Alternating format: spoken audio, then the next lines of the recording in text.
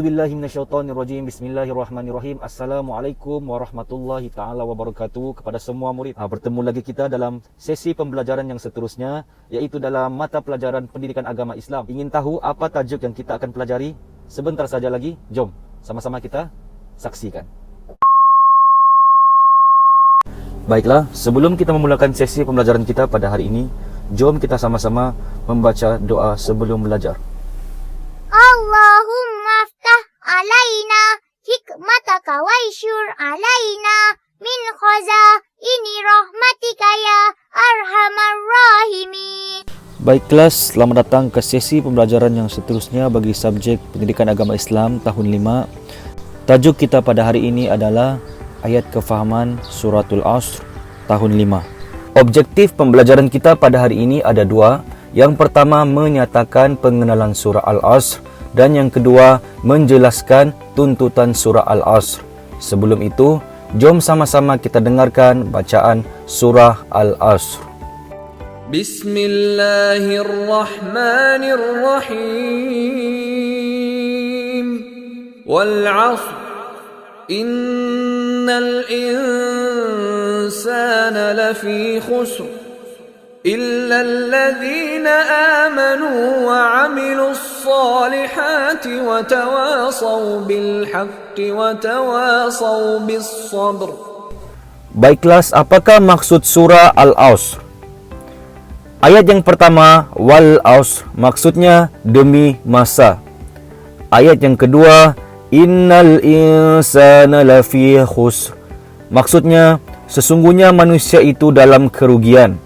Dan ayat yang ketiga, illal ladzina amanu wa 'amilus solihati wa tawasaw bil haqqi wa tawasaw bis sabr, maksudnya kecuali orang yang beriman dan yang melakukan kebaikan serta saling berpesan untuk kebenaran dan saling berpesan untuk kesabaran. Seterusnya, jom kita pelajari pengenalan surah Al-Asr. Yang pertama, surah Al-Asr mengandungi 3 ayat. Surah ini merupakan surah yang ke-103 dan surah ini juga diturunkan di Mekah. Yang kedua, surah Al-Asr membincangkan kepentingan masa dalam kehidupan seharian manusia.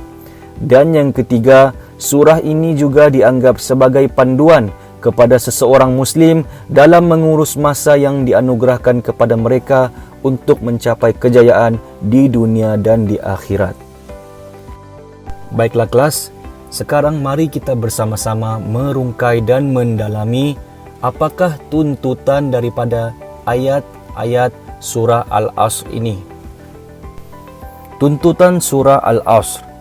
Ayat yang pertama dan kedua berbunyi, wal asr, innal insana lafi khusr.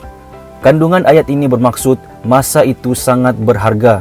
Tuntutan daripada ayat ini pula, yang pertama sentiasa menghargai masa, dan yang kedua, tidak membazir masa dengan perkara yang sia-sia. Ayat yang seterusnya, illal ladzina amanu wa 'amilus solihat. Kandungan daripada ayat ini bermaksud kepentingan beriman dan berbuat kebaikan. Tuntutannya, yang pertama, memelihara iman kita kepada Allah Subhanahu wa taala, yang kedua, memperbanyak amal ibadah, dan yang ketiga, sentiasa berusaha membuat kebaikan. Dan ayat yang terakhir, wa tawasaw bil haqqi wa tawasaw bis sabr. Kandungan ayat ini bermaksud saling berpesan kepada kebenaran dan kesabaran. Tuntutan daripada ayat ini adalah, yang pertama, mengajak orang lain ke jalan kebenaran, yang kedua, mengingatkan diri dan orang lain untuk bersabar dengan setiap ujian hidup. Baiklah kelas, sekarang kita sudah sampai di subtopik yang terakhir, yaitu kepentingan surah Al-Asr. Kepentingan surah Al-Asr ada 4 perkara. Yang pertama, menguatkan keimanan kepada Allah Subhanahu wa taala. Yang kedua, mengelakkan diri dari melakukan perkara negatif.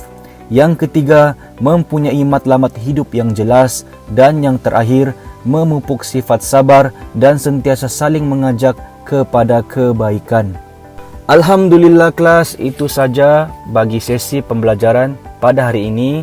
Ustaz harap semua murid dapat memahami keseluruhan isi pembelajaran yang Ustaz sampaikan pada hari ini. Sekian, wabillahi taufik wal hidayah. Assalamualaikum warahmatullahi taala wabarakatuh.